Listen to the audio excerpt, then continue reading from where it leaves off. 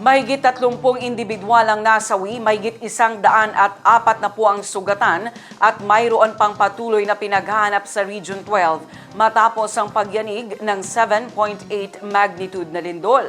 Aabot naman sa mahigit 15,000 na pamilya o katumbas ng mahigit 73,000 individual ang naapektuhan ng lindol sa rehiyon.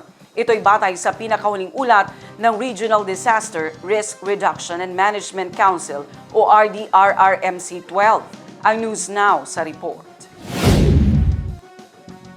Umabot na sa 32 individual ang nasawi, 144 ang sugatan at 4 pa ang patuloy na pinaghahanap sa Region 12 matapos ang pagyanig ng 7.8 magnitude na lindol.